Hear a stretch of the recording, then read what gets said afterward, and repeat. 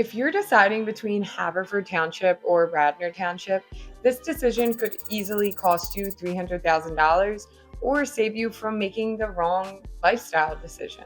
I work with a lot of buyers moving to the Main Line and Delco, and this is a big decision that majority of my buyers are trying to make. On paper, these areas are right next to each other, but in reality, they attract very different buyers, very different budgets, and honestly, a very different lifestyle. So in this video, I'm breaking down Haverford versus Radnor Townships, the real costs, lifestyle, schools, and who should actually live in each, so you can make the right decision. Now, let's start with the feel, because this is where most people get it wrong. Haverford Township, which most people just call Havertown, has more of that neighborhood, community-driven feel. It's very approachable, it feels lived in, and honestly, I think it feels like a more traditional suburb where people know each other. You'll see block parties, local spots, and a lot of young families moving in. Radnor, on the other hand, is what people picture when they think of the Main Line. It's more polished, more established, and overall feels more high-end. Areas like Wayne and Bryn Mawr have that almost country club suburban feel to them. My honest take is that Havertown is a more down-to-earth community vibe, and Radnor is the more polished, higher-end mainline feel. Now, let's talk home prices, because this is where buyers have to make a real decision, and it's where the biggest difference is between both townships. In Haverford Township, most buyers are landing between that $450,000 to $800,000 range.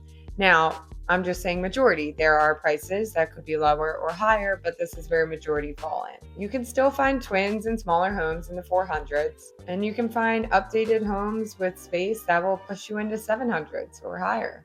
In Radnor, you're typically looking from between $700,000 to $1.2 million for single family homes. A lot of the homes easily come across the $1 million mark. Even the smaller, outdated homes can still be priced high because of the location and schools. Here's the reality most people don't expect, is that you're often paying a premium for that Radnor zip code and school district, not necessarily a dramatically better house. So the question becomes, do you want the house or the location prestige? Let's talk schools, because this is usually the deciding factor. Radnor School District is consistently ranked as one of the top school districts in all of Pennsylvania. This is a huge factor that drives up price and demand. Haverford Township is also very strong, and honestly, in my opinion, very underrated. It's not always ranked quite as high as Radnor, but the families that I know there love Haverford Township.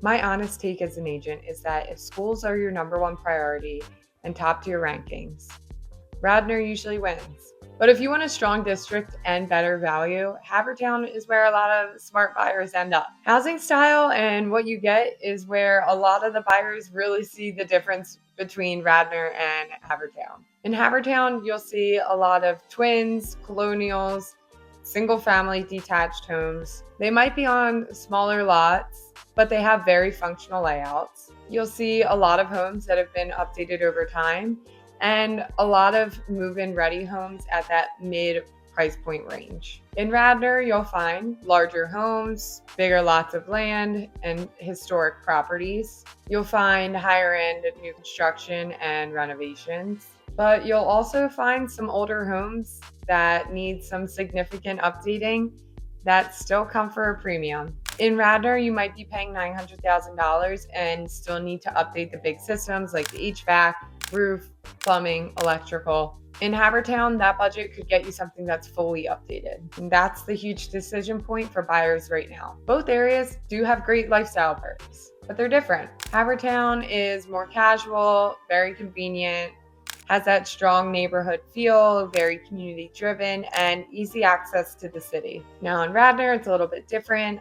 Places like Bryn Mawr and Wayne will offer more of that mainline downtown feel, as well as Ardmore. You'll find higher end boutiques and walkable town centers. Just feels a little more elevated overall. If you want low-key and community, Havertown. If you want polished Main Line, Radnor. Now let's talk about taxes and the cost of living. This is something that buyers don't always factor in. Radnor tends to have higher home values and higher property taxes overall. Havertown generally has a more affordable tax base and lower overall cost to own. And this matters long term because it's not just your purchase price. This is your monthly payment.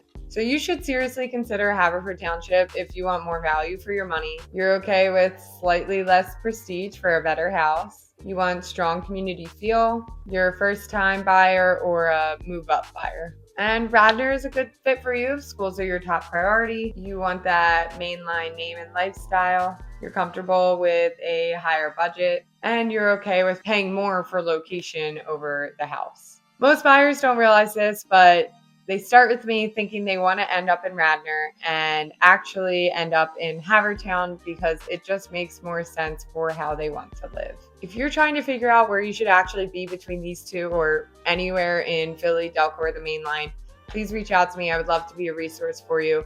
I have these types of conversations every day. I'll help you break it down based on your budget, your lifestyle, and what actually makes sense for you.